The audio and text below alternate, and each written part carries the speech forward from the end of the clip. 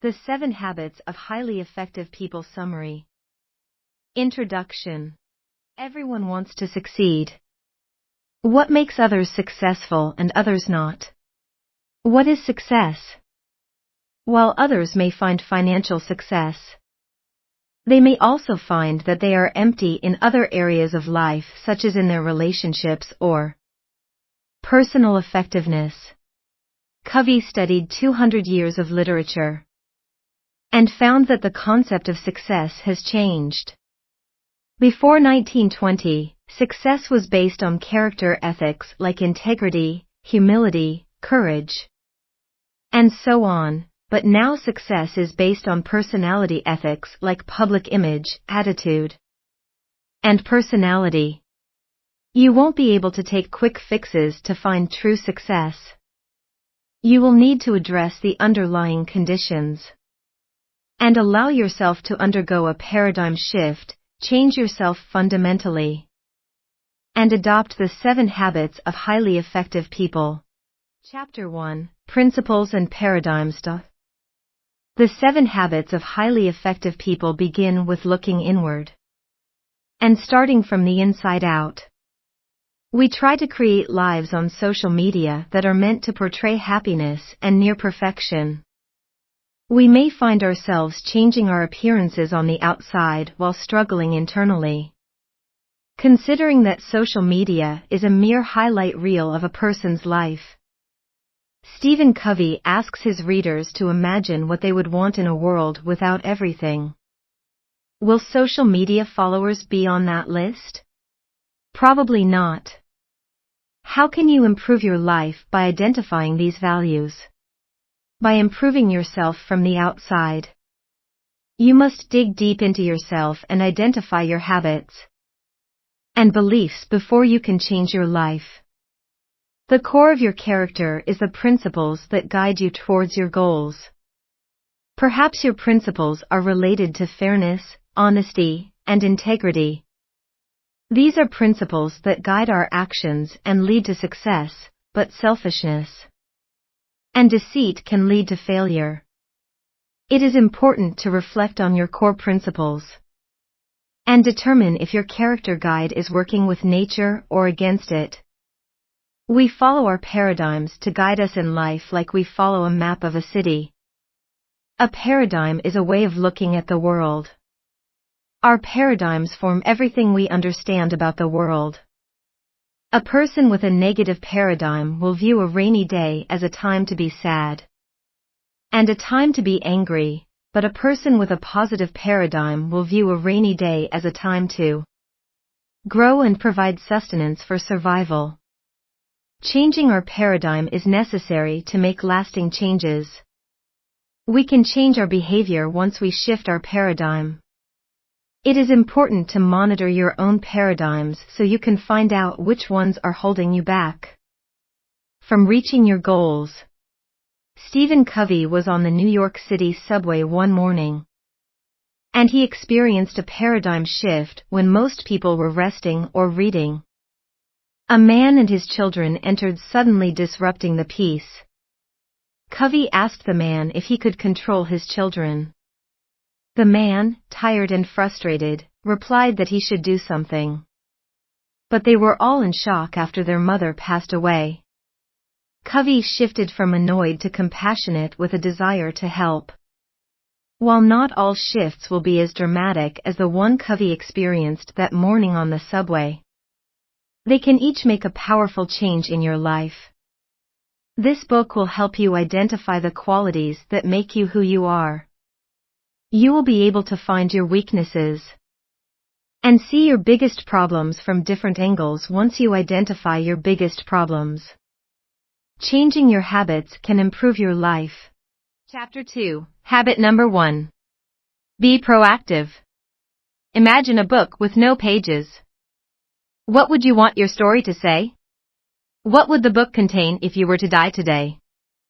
Would the book have stories of people who didn't do anything because of their environment? The book could have stories of a person who took action despite their environment. Here's where we have our first principle. The principle of ownership is important. we can take control of our lives. It is easy to place blame on others for our situation. When we are in a sticky situation, we usually say that it is not my fault. But when we start to take ownership of our lives, we start to change. The principle of ownership forces us to admit that we let ourselves go, but also requires us to take ownership of the successes in our life. The first habit is to be proactive. People who are proactive are the ones who take action. They assume ownership of their life. People who are proactive don't wait for a diagnosis to make a change. They don't wait for their boss to give them instructions. Instead, they identify problems and come up with solutions.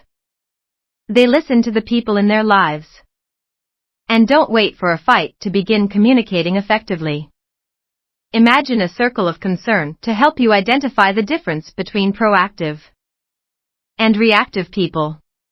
This circle is a representation of all the things that you worry about. Maybe you are worried about paying a bill. The circle of influence is the representation of all the things you can do to make a difference. People who focus on the circle of influence are more proactive than people who focus on the circle of concern. Proactive people focus on the things they can change. One way to start is through language. Proactive people use words like I will, I can, and I prefer, whereas reactive people use words like I have to, and if only. People who are reactive think they are not responsible for their actions. Instead of saying things like, he makes me so mad, shift your focus to I control my own feelings and begin proactivity. You can begin filling the book with what you want it to say once you realize that you have a blank book. If you want to find solutions to your problems, focus on finding them instead of blaming outsiders. Take responsibility, take ownership, and start filling your pages with stories of people that took action. Chapter 3, Habit number 2. Begin with the end in mind. Imagine you are building a house. How would you start? You would first imagine what the house would look like. You figure out every detail of the house after determining the layout. Construction workers would follow the plan to begin building. What mistakes could be made without this blueprint? Maybe they forget a key element, like stairs. Imagine your life as a plan. What is your ultimate goal? What do you want to achieve? Planning is necessary for the success of any project. The principle of direction comes in here. You need direction to begin with. A direction is necessary for success. People who are effective don't just work hard and expect success to come to them, they have a sense of direction in life. How can you find that direction? You can start by imagining that your friends and family will be at your funeral. What do you want people to say about you? What are they saying about your life? By determining what your friends and family will say about you, you can realize what your life is about. Maybe you are family-centered, money-centered, work-centered, or even self-centered. You can decide how you want to live by imagining the end of life. The first step in implementing habit 2 is creating your personal mission statement. Your mission statement is meant to be a compass and guide you to take the necessary steps to ensure your success and happiness. Writing a mission statement is not something that can be done in a day or two. You will probably need to rewrite several things. If you imagine your personal statement as the beginning of your life, you can begin to take action. The actions you take should have a purpose in helping you achieve your goals.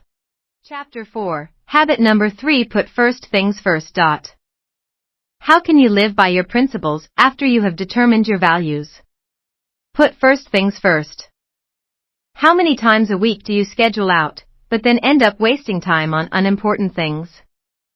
You feel like you have no control over the phone calls, meetings, and daily interruptions that are making it hard for you to accomplish your goals. You might try to use time management skills, but they tend to focus on efficiency. How do you change this?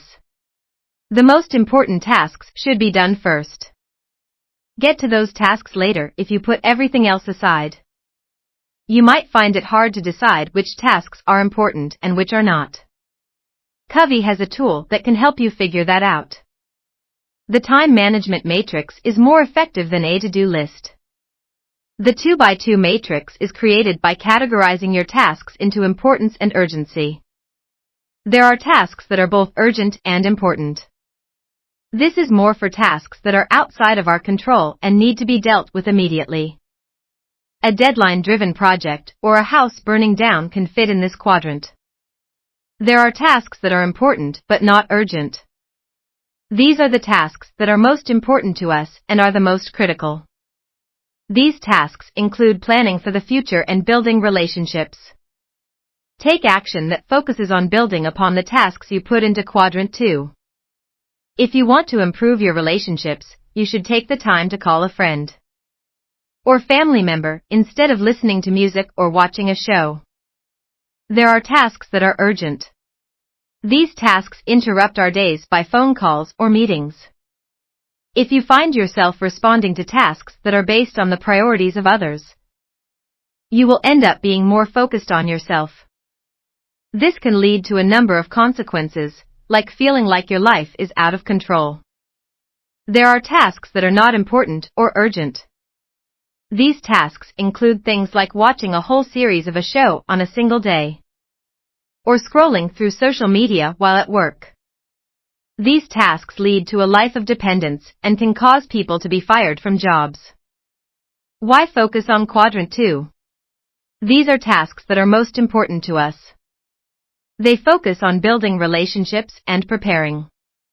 You set things aside because you think you don't have time for them, but they are critical to your happiness. How can you make time for them? By learning to say no to other things. Don't do activities that seem urgent at the time and learn how to delegate effectively. By allocating your tasks to quadrant 2, you will be able to approach them from the inside out. Once problems arise, you begin to see your principles as pieces of a whole. Covey realized that while the managers knew that building relationships with store owners was important, they spent less time doing it than they should. Managers spent most of their time on the tasks of quadrant 1, which included answering phone calls and emails, attending meetings, and writing reports. The managers devoted a third of their time to building relationships with store owners, and that was huge. Managers saw an increase in lease revenue. The managers prioritized quadrant 2 and said no to the tasks that were not important. If you want to begin implementing habit 3, you should create a matrix and identify the tasks in quadrant 2 that you have neglected. In writing, prioritize your actions and work on quadrant 2. Chapter 5, Habit number 4, Think Win-Win. Life is a dog-eat-dog world. If you have to lie and cheat to get what you want, then so be it. Do you think that is true? Is life a dog-eat-dog world? If you are having to lie and cheat, are you going against your principles of honesty and integrity? Many people in today's society possess this mindset. They believe that you have to lose to win. Is it possible that life doesn't have to be that way? Both parties can win. Life doesn't have to be a competition.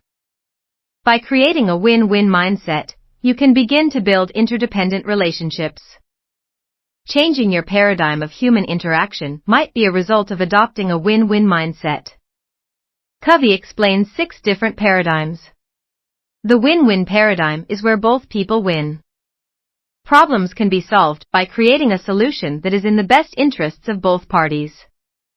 The win-lose paradigm is a way of thinking. Win-lose people use their power, position, and credentials to influence others. The lose-win paradigm is where people think they will win if they lose. People who lose win try to please others and get popular. The lose-lose paradigm is where both people lose. 2 people who are determined, stubborn, and ego-driven will always end up in a lose-lose situation. The win paradigm is where people don't care what happens to the other party if they win. The win-win or no-deal mindset is the final paradigm. And it says that if a mutually beneficial agreement cannot be made, then no deal will be made. The most important thing when trying to find a solution is to be aware of your principles and not to stray from them. This is an example of how much there is. The principle of abundance is based on the idea that there is more than enough for everyone. Those with a scarcity mentality believe that if you win, another person has to lose. They have the mentality that this town isn't big enough for them. If you think win-win, you will eventually find yourself building positive relationships because you will strengthen both parties rather than destroy them.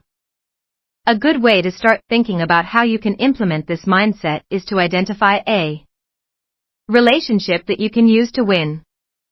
Write down the solutions the other person would consider a win if you were them. Write down what you think is a win. Try and come up with a solution that benefits both parties. Chapter 6. Habit number 5. Seek first to understand, then to be understood. Imagine going to the doctor and telling him that you can't see signs that are far away. The doctor takes off his glasses and gives them to you. Try them on, they should work for you. The doctor doesn't ask questions, doesn't do tests, and just gives a simple solution that won't help. You can't trust that doctor, you wouldn't go back to him. Think about the trials and tribulations of your life, including the loss of a job, divorce, and the death of a loved one. Who do you seek advice from? Someone that has never been in your shoes and can't understand what you are going through, or someone that understands your situation? Someone that understands. You respect the advice of people that listen to you. Listening is a key to understanding. And you can trust people that understand what you are going through. If the doctor listened to you, he would know how to help you rather than just giving you a pair of glasses. Affirmative listening requires a paradigm shift to achieve, and is the most effective form of listening. We don't typically seek to understand first, instead we seek to be understood. A person is either speaking or preparing to speak at any given time. Experts in communication say that only 10% of our communication is written in words. 70% is represented by sounds and the other 30% is accounted for by our body language. If we replace our typical responses with emphatic listening, we will see that you shouldn't focus on words to truly understand the other person. You should observe a conversation through feeling and meaning. What emotions are being conveyed? It is not impossible to learn how to listen emphatically. You can focus on being understood once you master the skill of seeking to understand. We can adequately communicate and present our ideas in a way that builds credibility and trust if we truly understand the other person. Chapter 7. Habit number 6. Synergize. Everyone is different. If we all thought the same, the world would be boring. We need one another. We talked about understanding and listening to each other in the previous chapter. We can focus on working with one another through the principle of team execution. The principle that we need each other to thrive, and that both independence and interdependence are necessary for productive interactions.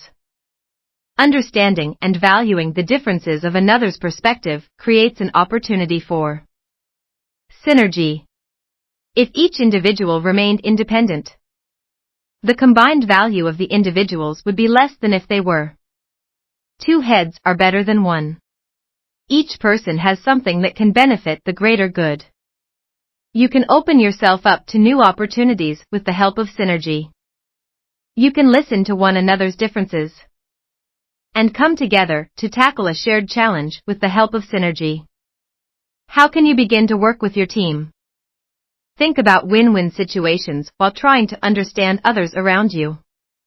You can begin to build something bigger than yourself if you value the opinions and perspectives of each person.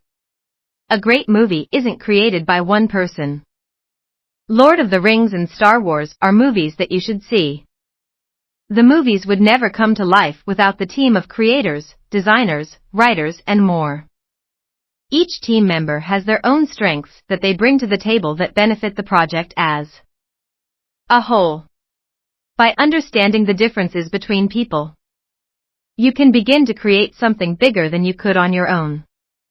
It takes time and patience to value the differences in your life. But why don't you get along? How can you open yourself up to the differences between you and that person?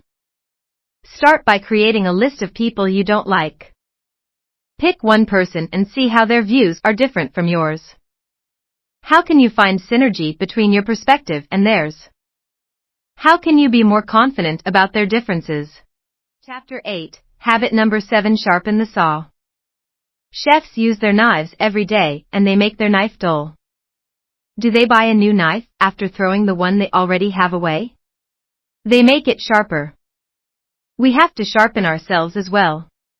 We must devote time to ourselves. You can see the results of sharpening your saw by looking at the results in the 4 areas. Eating well, getting enough rest, and exercising regularly are all things that can be done to strengthen yourself. Staying active helps to build a habit. You have to be proactive in your fitness rather than reacting to the forces that keep you from exercising. It is not a requirement to focus on your spiritual dimensions. Instead, you should be aware of your actions and examine your life. The goal of renewing your spiritual self can be found in meditating, praying, or connecting with nature. You can practice habit 2 by consistently revising your principles and core values. To stay mentally healthy, you can read great books, keep a journal of your thoughts and insights, and limit television to programs that enrich your life and mind. You can take courses to learn a new language. There are many ways to improve your mental health. You will be able to maximize your time and resources if you focus on mental health. It is important to work on your social and emotional health. To develop meaningful relationships, you must seek to understand others. Make contributions to projects that improve the lives of others and help others achieve their own success. By working on your social and emotional health, you are practicing habits 4, 5, and 6 by adopting a win-win mindset, seeking to understand others, and finding mutually beneficial solutions through synergy. If you want to work on these dimensions, you need to make a list of activities that will help you get back into shape. Pick one activity from each of the dimensions and commit to completing it next week. At the end of the week, ask yourself what led to your success or failure. Chapter 9, Final Summer. To become a highly effective person, you must adopt 7 habits. Be aware. Begin taking action if you stop reacting. Take control of your life and assume responsibility. Begin with a thought in your head. Stop working on things that don't exist. Align your actions to make your vision a reality by having a vision for your future. First things first. Don't waste your time on tasks that seem urgent. But don't align with your goals instead, focus on the important items. Think win-win. You should stop thinking that you have to win or lose. Come up with a solution that is mutually beneficial for both parties. Seek first to understand. Stop jumping to give a solution. Listen to others and communicate ideas that align with their feelings. It was synergy. Stop working for yourself. You could have never created something yourself if you used the strengths of others. Sharpen the saw. Work too hard. Continue to work on yourself, mentally, physically, spiritually, and socially.